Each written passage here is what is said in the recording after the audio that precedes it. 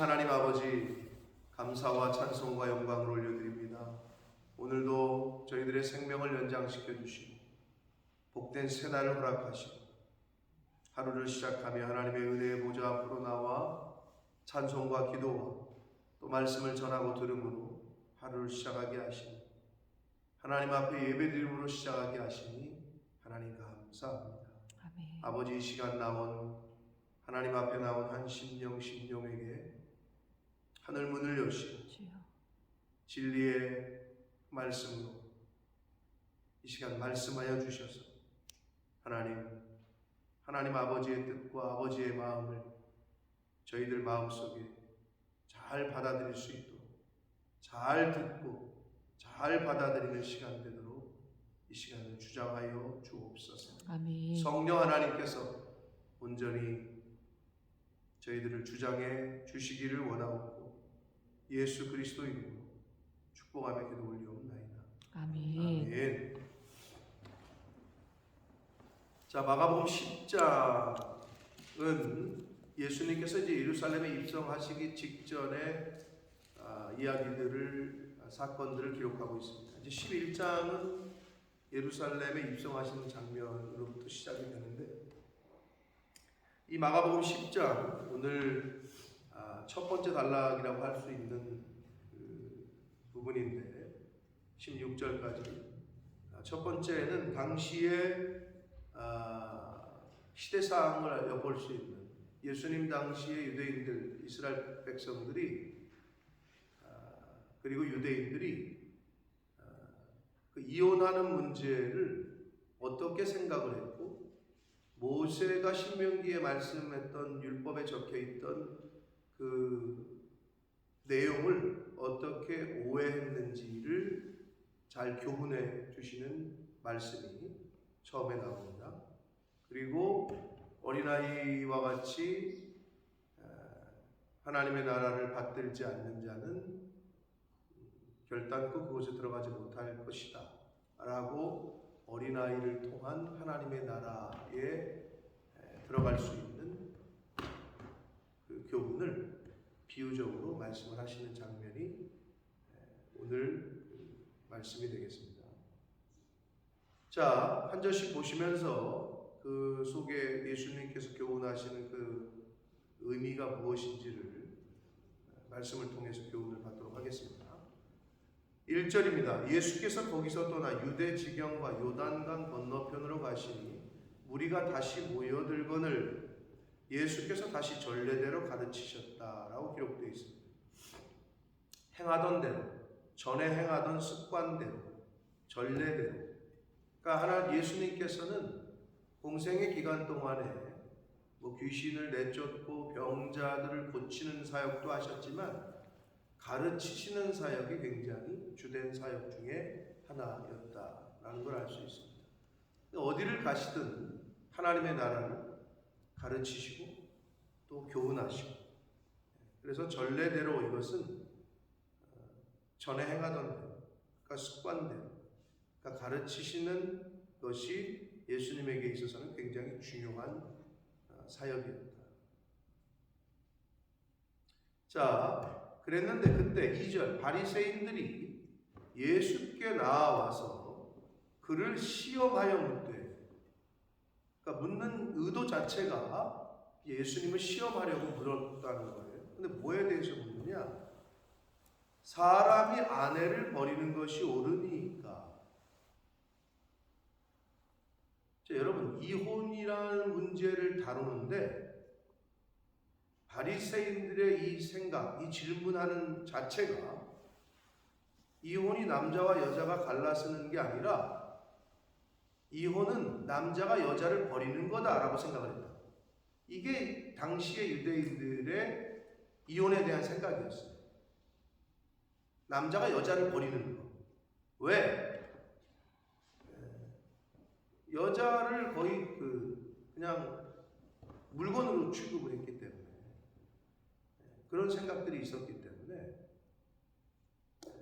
이혼이라는 거는 남자 여자가 안 맞아가지고 이렇게 또는 귀책 사유가 있어서 모세 율법에 써져 있는 거는 가늠한 연고 이외에라고 되어 있는데 서로 그런 문제 때문에 이혼을 하는 게 갈라쓰는 게 아니라 버리는 거라고 생각합니다. 그것도 남자가 여자입니다. 마태복음에는 마가복음에 쓰여 있지 않은 마가가 12장에 보면 12절에 보면 아내가 남편을 버리고 다른 데로 시집가면 가늠하는 것이다. 이런 내용을 썼잖아요. 근데 마태복음에는 없어요. 왜 그러냐? 마태복음은 유대인들을 중심으로 율법적인 해석을 더 중심으로 이제 썼고 수신자가 마가는 로마에 있는 기독교인들 떨어져 있었던 다른 데 나가 있었던 디아스포라 이방인 기독교인들 그렇기 때문에 여자가 남자를 버린다라는 개념은 유대인들에게는 없었어요. 근데 왜 마가복음에 이게 기록이 되어 있느냐? 당시에 로마가 앞섰거든. 당시에 선진국이었거든. 로마에서는 여자가 원해도 이혼이 됐었거든. 그래서 예수님께서 이 표현을 하신 것을 마가는 특별히 기록을 한 거예요. 네. 자, 그런데 바리새인들이 예수께 묻는 것이 아내를 버리는 것이 옳으냐고 물어요. 그러니까 당시에 이혼의 관습을 갖고 이제 예수님을 시험하는 건데 왜 그러냐면 당시에 그 바리새인들 유대인들 중에서도 이게 두 파로 나뉘었습니다. 굳이 얘기하면 이제 힐렐 학파, 샴마이라고 불리는 학파를 나눴는데 우리나라로 비교를 하자면 보수와 진보야. 어디든 어느 때든 하는 그런 게 있죠. 우파와 좌파 이렇게 나누기도 하고 보수와 진보 이렇게 나누는데 당시에 힐렐 학파라고 하는 학파가 진보주의 성향이었고 샴마이는 굉장히 보수였답니다. 그래서 있는 그대로 가늠한 이외에는 이혼은 안 된다. 버리면 안 된다. 이렇게 주장하는 유대인들이 있었고 힐렐 쪽에 서 있던 사람들은 진보적인 성향은 더 적극적으로 해석을 하는 거지. 가늠한 이유가 아니더라도 아내가 잘못을 했다든지 또 아내가 마음에 안 든다든지 남자가 볼 때 그러면 그것도 이혼 사유로 해서 이혼을 했다. 그러니까 버렸다. 그러니까 이게 그렇게 나눠져 있었어요. 그러니까 이제 바리새인들은 예수는 뭐라고 얘기하나를 이제 듣고 싶었던 거지. 이렇게 말해도 이쪽 파에서 뭐라 그럴 거고, 이렇게 말해도 이럴 거고, 그러는데 예수님께서 대답하여 이르시되 3절 모세가 어떻게 너희에게 명하였느냐?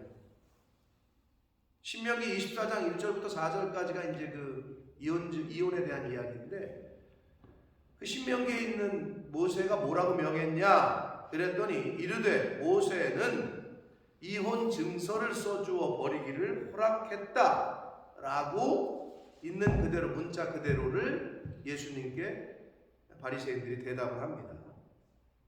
자, 근데 여기서 모세가 당시에 모세를 통해서 하나님께서 이혼에 대한 이혼 증서라는 것을 왜 그러면은 그런 제도를 만드셨느냐? 이혼 증서를 써주고 이혼을 허락하게끔 했느냐? 본래 의도는 사회적인 약자인 여자를 보호하기 위한 거였단 말이에요. 본래 의도는. 그런데 이 인간들이 완악해져 가지고 그 이혼을 합법화하는 합법이니까 결혼했는데 마음에 안 들면 이혼 증서 써주고 너 나가. 이혼 증서 써주고 너 나가. 이렇게 돼버린 거지. 그걸 악용하는 거지. 본래의 취지는 하나님의 뜻은 그 의도는 생각지 않고 이혼 증서 써주면 이혼해도 되는 거구나. 그러니까 이혼 증서 써주고 너 가라고. 이혼 증서 써주고 여자를 버리고 이런 일이 막 비일비재하게 일어났던 거예요. 그래서 예수님께서 그들에게 이르시되 너희 마음이 완악함으로 말미암아 이 명령을 기록했다. 이렇게 기록되어 있어요. 그러니까 인간의 완악함. 나쁜 인간의 그 성품 때문에 이 명령을 기록했다라고 예수님이 말씀을 하셔요. 그러니까 성경에 이혼 증서를 써주고 이혼하게끔 한 이유는 이제 나왔죠. 너희의 완악함 때문에. 인간들의 완악함 때문이라는 거예요. 본래 의도는 사회적 약자인 여자를 보호하기 위해서 한 건데 이거를 갖다가 이혼 증서 써주면 이혼해도 된다라고 하니까 그럼 뭐 결혼했다가 마음에 안 들면 이혼 증서 써주고 버리고 뭐 이런 일이 일어나게 된 거예요. 그래서 예수께서 그들에게 이르시되 너희 마음이 완악함으로 말미암아 이 명령을 기록하였거니와 6절 창조 때부터 사람을 남자와 여자로 지으셨다. 이제 원론적인 이야기를 그 율법을 그렇게 제정한 근본 취지를 이제 설명하시는 겁니다. 이러므로 사람이 그 부모를 떠나서 그 둘이 한 몸이 되는데 이러한즉 이제 둘이 아니요 한 몸이다. 둘이 아니요 한 몸이다. 육체적인 결합만을 의미하는 게 아니고 여기서의 이 원문의 의미는 인격적인 결합까지도 포함하는 거예요. 그러니까 육체적, 인격적 결합을 의미하는 단어가 한 몸이라고 번역한 원문의 의미입니다. 그러니까 결혼은 개인이 온전한 사람으로 승화되는 통로다.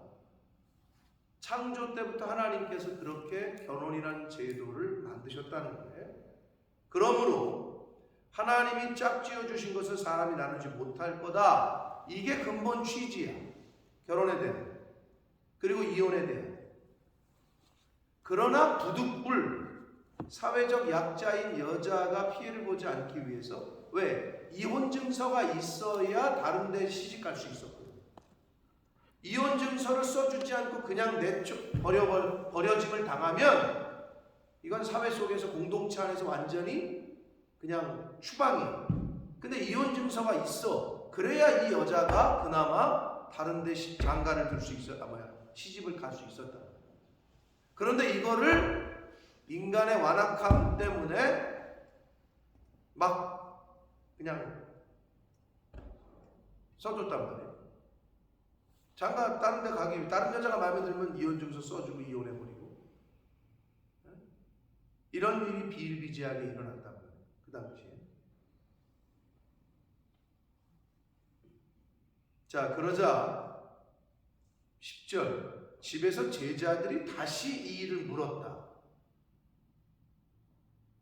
왜 제자들이 다시 물었을까요? 제자들도 이혼 관습에 있어서 제자들도 익숙해져 있었거든요. 그냥 주변에서 다 그렇게 하니까 자기들도 그렇게 생각을 하고 있었거든. 자기들도. 그래서 다시 물은 거예요, 예수님께. 그랬더니 이번에 하시는 말씀은 제자들에게 조금 더 그래도 예수님을 따르는 사람들이니까 강력하게 교훈을 하시는데 그게 11절 12절인데 이르시되 누구든지 그 아내를 버리고 다른 데 장가드는 자는 본처에게 간음을 행하는 거다. 당시의 간음은 돌로 쳐 죽였어요. 사형을 시켰다. 당시. 물론 지금도 그러죠. 어디서 그러죠? 이스라엘은 정확히 모르겠어요. 근데 이쪽 무슬림 쪽들은 간음하면 돌로 쳐 죽여요. 가끔 뭐 명예살인 그런 거 나오잖아요. 여자 자기 딸이 뭐 다른 남자랑 관계를 했다. 그러면 그 아버지나 오빠가 직접 죽이게 하잖아요. 무슬림들은 그걸 자기 가문에 더럽혔다. 직접 죽이게. 그게 많이 나오잖아요. 인도인가 어디서도 그런 것 같고 파키스탄이나 뭐 이런데. 그리고 무슬림은 아직도 동성애를 죄악시하기 때문에 게다가 성경에 한 뿌리를 두고 있기 때문에 실제로 꼭대기 높은 곳에서 밀어 떨어져 죽여버리잖아요. 가끔 그 페이스북에 그런 게 올라왔었는데 요즘은 필터링을 잘 하더라고요. 그거를 생중계한다고. 그래서 밀어 떨어져서 죽여요. 네. 그걸 성경에 있는 그대로 성경에 동성애하면 돌로 쳐 죽이라고 해요. 그러니까 이 당시 예수님이 왜 이렇게까지 얘기했냐면 간음을 행하는 거다. 아내를 버리고 다른데. 그러니까 절대 하지 말라는 거죠. 너희들 그러면 안 된다. 라고 얘기하는 거예요. 또 아내가 남편을 버리고 이 부분이 마태복음에는 없다고. 유대인들의 입장에서는 어디 여자가 남자를 버려 이렇게 생각하는 부분이거든. 근데 마가는 이걸 왜 기록했느냐? 이방인 지역에 있었던 당시 로마에서는 허락이 됐었거든. 여자가 원해서 이혼하는 거. 그래서 이 부분이 이제 이방인 크리스천들 믿는 사람들을 위해서 이제 기록했다는 그 차이점이 있는 거예요. 그래서 아내가 남편을 버리고 다른 데 시집 가면 이것도 가늠하는 거다. 이렇게 얘기를 하셔요. 자, 그러니까 성경의 모세 율법에 가늠한 이외에는 이혼하지 말라. 즉 결혼을 하나님께서는 최대한 하나님께서 정하신 것이기 때문에 지켜라. 그러나 사회적 약자인 여자가 피해를 볼 수 있기 때문에 그런 법을 제정했는데 인간이 그거를 이용하고 악용하는 일이 벌어졌던 거죠.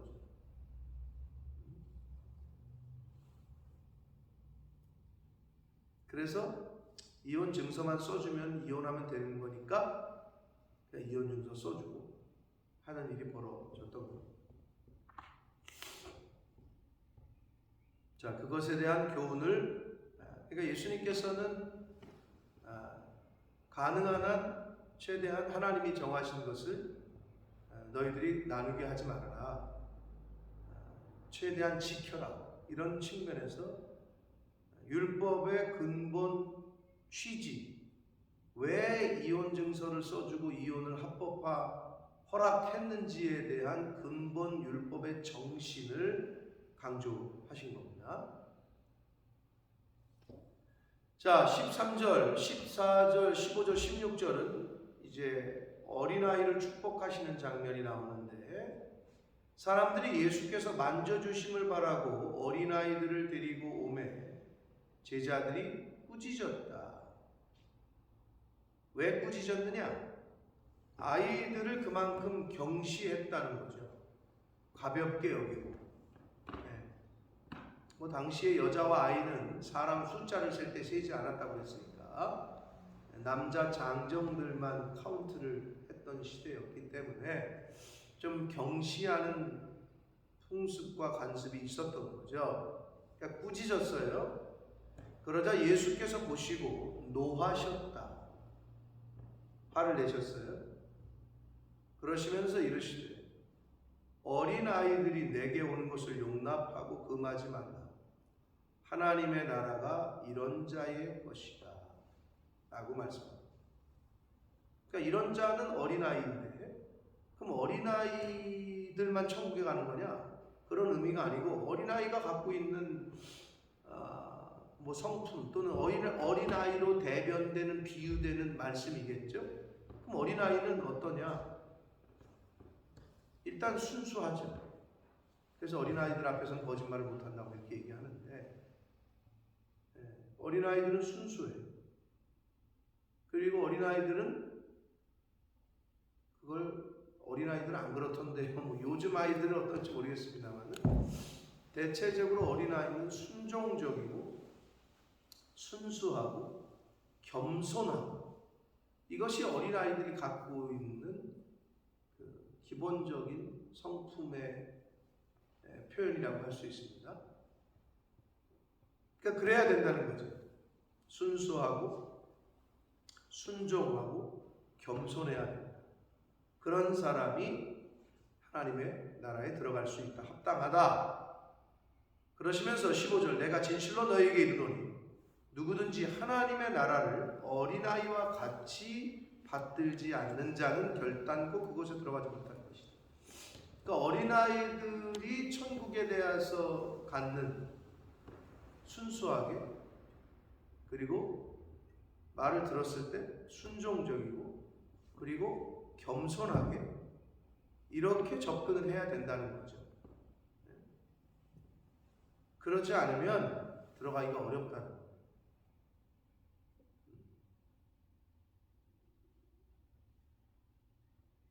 그러시면서 그 어린 아이들을 안고 그들 위에 안수하시고 축복하셨다. 성경의 어린아이의 비유를 할 때에 베드로전서 2장 2절에 보면 갓난 아이들같이 순전하고 신령한 젖을 사모하라. 그러니까 아이들처럼 베드로전서에 나오는 갓난아이는 말 그대로 갓난아이인데 순전하고 신령한 젖을 사모하라. 이는 이로 말미암아 너희로 구원에 이르도록 자라게 하려 함이라. 이렇게 말씀하고 있단 말이에요. 그러니까 하나님의 말씀을 대할 때, 하나님을 대할 때, 천국을 대할 때의 자세를 이야기하는 거죠. 갓난아이처럼 그렇게 사모해야 된다는 거죠. 그런데 오늘 본문은 아니지만 내일 본문이긴 합니다만 이 비유를 하시고 나서 바로 그 부자 청년 얘기가 나와요. 그러니까 여러분 요즘의 어린아이들이 아주 어린아이들은 당연히 아닙니다만은 요즘에 애들은 명확하다는 표현을 쓰는데 근데 좀 더 어린아이들은 돈의 개념을 모르죠. 근데 어린아이와 같이 천국을 받들어야 되는데 그러면 그런 애가 그런 사람이 하늘나라를 가지만 그 뒤에 나오는 부자 청년의 비유 돈 때문에 고민하다가 떠나잖아요. 이게 두 가지가 딱 연결되어 있는 거라는 거죠. 그러니까 재물을 대할 때 여러분이 어린아이처럼 대해야 되는데 부자 청년처럼 대하잖아요. 그러면 천국에 못 들어가고 이 부자 청년처럼 재물을 선택하고 떠난다니까? 근데 어린아이들은 100만 원짜리 수표를 줘봐봐. 그게 뭔지를 알아. 잘 모르잖아. 네? 그러니까 그렇게 교훈을 비유를 들고 계신 거예요. 어린아이처럼 신앙생활을 할 때 그렇게 겸손하고 순수하고 근데 지금 보면 저희들도 그럴까 생각이 됩니다만 이제 다 늙어가는데 어린아이로 태어났어요. 핏덩어리로. 근데 나이를 먹으면 뭐가 된대요? 나이를 먹으면 뭐가 돼요? 애가 된다는 표현을 들어보셨어요? 나이를 먹으면 애가 된대요. 아직은 애가는 안 되신 것 같은데 나이를 먹으면 애가 된대요. 저희 어머님을 봐도 좀 그런 게 왜 그런 말을 어른들이 했나라는 생각을 하게 되는데 지금 제가 옛날에 권사님들을 생각해 보면 그분들의 신앙생활을 대하는 태도를 보면 어린아이처럼 믿어. 어린아이처럼. 뭘 재고 그런 게 아니라 왜 그러셨을까 하는데 그 80 넘은 권사님들이 왜 신학교 1학년인 나를 주의 종으로 또 받으셨을까? 목사가 됐는데도 존중을 안 하는 사람들이 수두룩한데 그 당시 20살 신학교 1학년인 나를 보고 내가 학교 갔다 와 들어가면은 저희 아버지랑 대화를 하시다가 일어섰다니까 벌떡. 아직도 난 그게 기억에 선명해. 병권사님 내가 늘 얘기하는 우리 아버지도 늘 얘기하시고 아유 우리 전도사님 오셨냐고 막 이러면서 일어나시는 거야. 그럼 나는 뭔둘 바를 모르지. 전도사 목사 냄새도 안 풍기던 때인데 그 당시 근데 왜 그러셨을까? 그냥 순수하신 거예요. 제가 지금 되돌아보면 그냥 순수하신 거예요.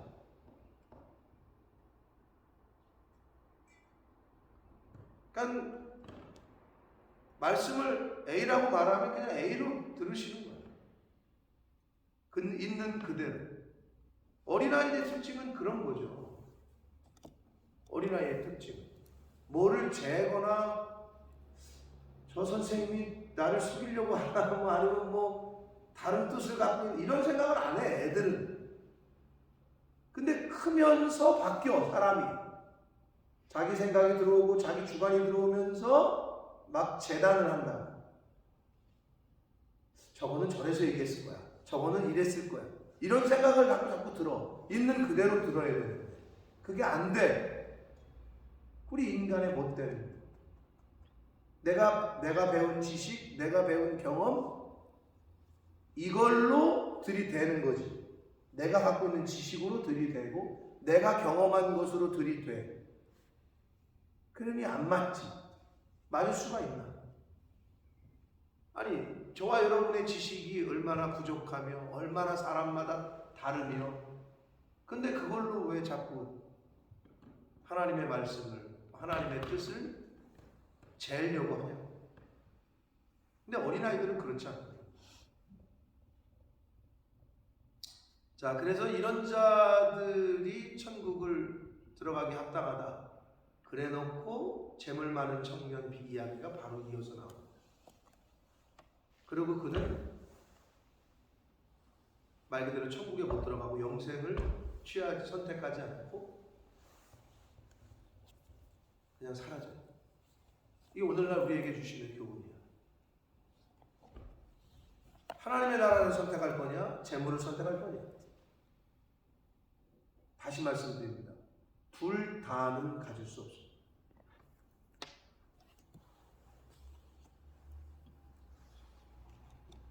둘 다를 가질 수 없어요.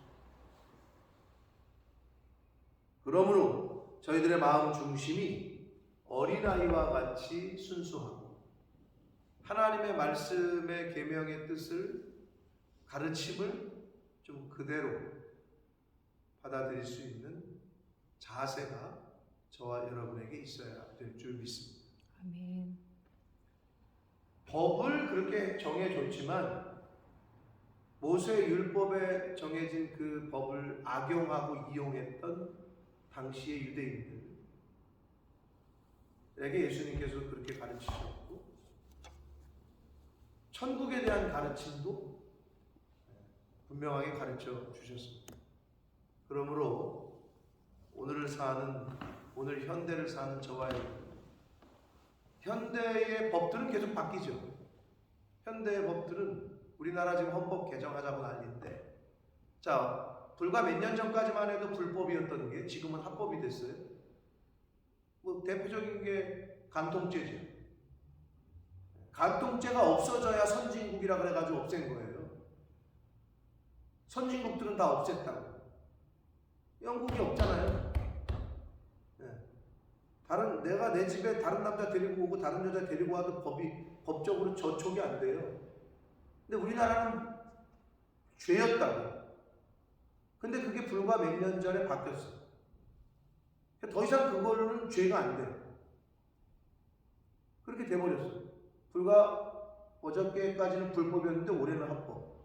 근데 만약에 올해 합법인데 내일은 또 불법이 될 게 있을 수 있겠지. 왜? 변해 계속. 사회적, 문화적. 아직까지도 우리나라는 동성애가 합법이 아니죠. 아직까지는 불법이야. 그러나 곧 합법이 될 것처럼 보여져요.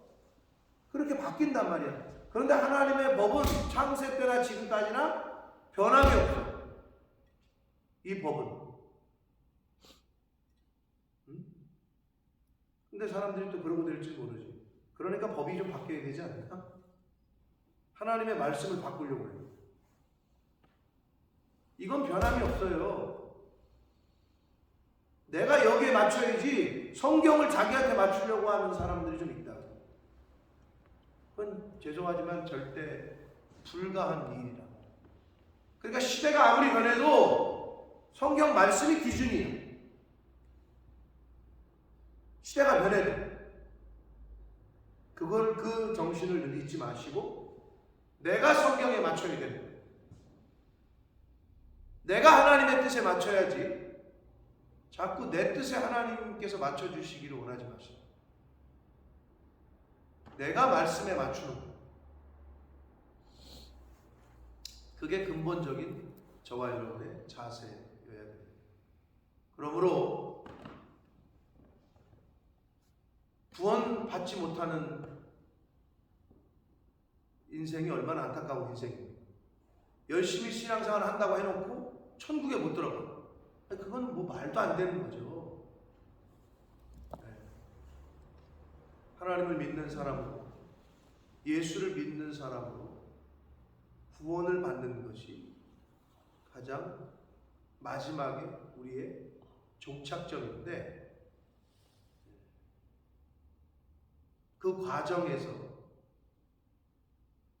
하나님이 말씀하신 법들, 이 변하지 않는 이 진리의 말씀을 따라서 신앙생활을 저희가 하는데, 바라기는 내 생각, 내 주관대로, 내가 배운 지식대로 신앙생활이 아니라 하나님의 말씀대로 그렇게 신앙생활을 할 수 있어요.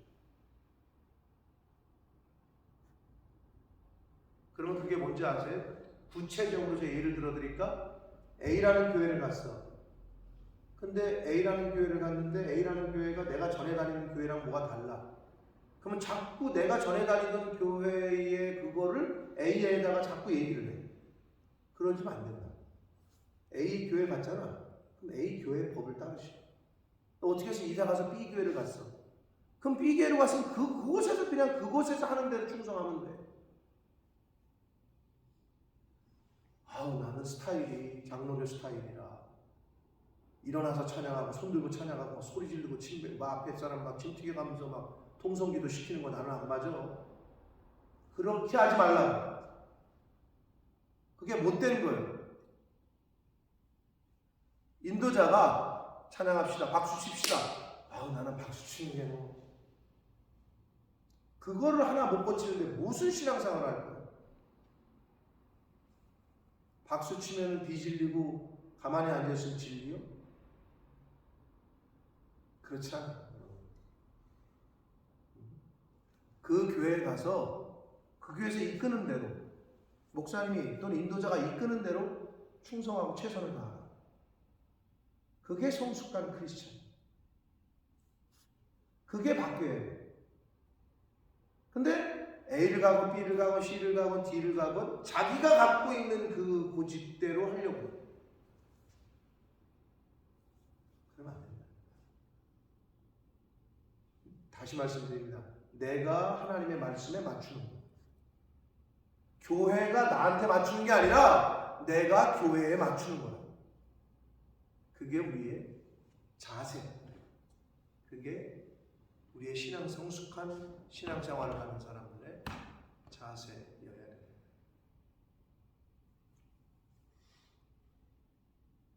그러므로 오늘 유대인들의 당시의 이혼 증서에 대한 예수님을 시험하려고 했던 그 질문에 대해서 예수님께서 근본적인 왜 그런 제도를 만들었는지에 대한 답을 주셨고, 천국에 대한, 어린아이와 같지 않고는 천국에 들어갈 수 없다.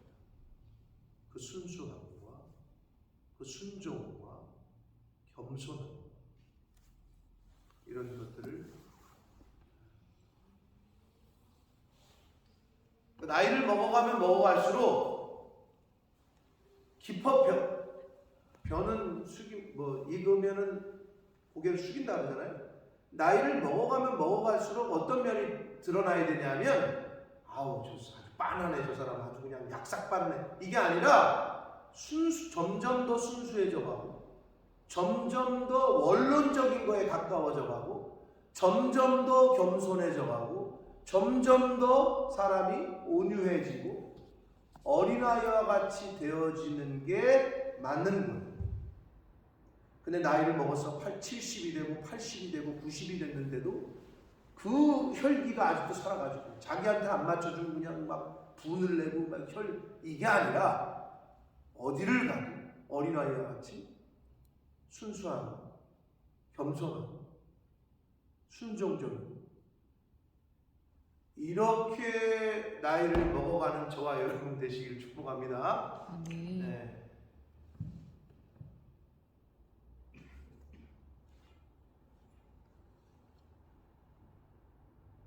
바라기는 나라는 나의 고집을 좀 꺾고 버릴 수 있기를. 저희 아버님이 90이 넘으셨는데 고집이 있으시더라고요. 그래서 제가 그걸 보면서 나도 나이 먹으면 저렇게 되겠지. 나는 저거는 그러지 말아야 돼요. 당신이 생각하는 게 옳은 거예요. 그래서 이 고집이 있으시죠. 그걸 잘 못 꺾으시죠. 나도 나이 먹으면 저렇게 될까라는 생각을 했는데 우리들 다 이제 나이를 먹어가지고 여러분 어린아이들을 어린아이였을 때는 부모 말을 잘 들어야 되는 거예요. 부모님의 말씀을 잘 들어야 돼요. 그러니까 부모님의 말씀을 잘 듣는 어린아이는 그러니까 이쁨을 받지. 그게 맞는 거고. 그러면 거꾸로는 어떻게 되냐? 나이를 먹잖아요. 노인네가 되잖아요. 자녀들 말을 잘 들어요. 그러니까 자녀들이 아버지 오늘은 뭐 나가서 뭐 좀 같이 사드시죠. 그러면 그래 가자. 이래야 되는데 야 뭘 나가서 먹냐? 집에서 해. 이걸 고집을 피잖아요. 그냥 그거를 못 꺾으시더라고요. 절대 나가서 나는 안 먹어. 니네끼리 가. 그래서 아버지 윤 조카 결혼식이 끝났어? 다 왔어? 오영재가 저까지 영국에서 갔으니까 다 모인 거 아니야? 밥 먹으러 가자더니 뭐래신 줄 아버지가? 자기는 안 간다는 거야. 자기 식당 안 간다는 거예요. 우리 아버지가 이 영상을 보실 일은 없겠지, 유튜브에. 그래서 제가 그 교회에서 그런 거 예식 끝나자마자 형님들이 어디로 이제 가자 그래요. 그래서 제가 아버지한테 거기서 약간 화를 냈잖아요. 아버지, 자식들이 다 모였고 그래가지고 지금 엄마 아버지랑 같이 식사를 하자고 하는데 안 가신다고요? 그게 말이 되시는 지금 말이에요, 방구요? 지금 말이 되시냐고 그게. 아버지가 가기 싫더라도 가셔야지. 자식들이 다 모였는데 근데 자기는 식당 같은 데 가서 안 사 먹는다. 이걸 못 꺾고 그게 진리요? 그게 성경에 나와? 아이고 정말로. 약간 제가 뭐라 그랬더니 이러면서 그냥 따라오셨어. 근데 또 더 저거한 건 따라가시잖아. 그럼 또 잘 드셔? 그건 또 뭐요? 끝까지 먹질 말든지 그러면. 그래서 제가 나이를 먹으면 자녀들 말을 잘 들어야 돼. 노인네는 어린아이였을 때는 부모들 말을 잘 들어야 돼. 그게 맞는 거예요. 그래서 노인네가 어린아이처럼 변해야 되는데 마지막으로 이제 가는 거 아니야? 하나님 앞에 어린아이처럼 있다가 가야 되는데 그 자기 고집이 살아있고 이걸 못 꺾고 그러면 계속 어떻게 돼? 자녀들과 충돌이 일어나. 계속 싸워. 그걸 보면서 정말 나이를 먹어서는 정말 하라는 대로 해야 되겠다라는 생각을 제가 하는데 저도 어떻게 될지 모르죠. 저도 어떻게 될지 몰라요. 바라기는 하나님의 말씀에 나를 맞추고 나를 고치는 저와 여러분 되시길 축복합니다. 그리고 교회에 나를 맞추는 거지 나에게 교회가 맞춰주길 원한다. 이건 뭐랑 연관이 되느냐? 내가 남편에게 맞춰주면 돼. 근데 서로가 서로에게 저 사람은 왜 나한테 안 맞춰주지? 저 사람은 나한테 안 맞춰주지? 그러면 절대 하나 되고 이건 똑같아요. 모든 관계에 있어서. 그러한 자세가 저와 여러분에게 필요합니다. 그래서 그렇게 신앙생활 하시는 하나님 아버지의 뜻에 내 뜻을 맞추고 꺾고 말씀에 나를 맞춰서 그렇게 신앙생활을 하시다가 하나님 앞에 서는 저와 여러분 모두가 되시기를 예수 그리스도 이름으로 축복합니다. 아멘. 살아계신 하나님 아버지, 감사와 찬송과 영광을 올려드립니다. 오늘도 새날 주시고 생명을 주시고 하루라는 새날을 허락하셔서 오늘 하루를 살게 해 주셨습니다. 아버지, 하루를 시작함에 주님의 몸된 교회에 나와 찬송을 드리며 기도를 드리며 말씀을 전하고 들으며 하루를 시작하게 해 주셨습니다. 아버지 감사합니다. 아멘. 아버지 하나님 아버지의 뜻에 내 뜻을 꺾고 맞추는 그러한 신앙생활을 하는 저희들 될 수 있도록 은혜 내려 주옵소서. 아멘. 교회의 그 방향과 뜻에 내 뜻을 맞출 수 있는, 내가 중심이 되고 내 생각대로 되지 않는다고 부모와 또 남편과 아내와 다투고 싸우고, 자식과 다투고 싸우고, 성도들과 다투고 싸우고, 아버지 이런 일이 저희들에게 일어나지 않도록 말씀 앞에 순종하고, 교회 앞에 순종하고 따르고, 하나님 앞에 순종하고 따르는 그러한 신앙생활을 하는 저희들 모두가 되도록 주여 은혜 내려 주옵소서. 아멘. 예수 그리스도 이름으로 축복하며 기도 올리옵나이다. 아멘. 하늘에 계신 우리 아버지,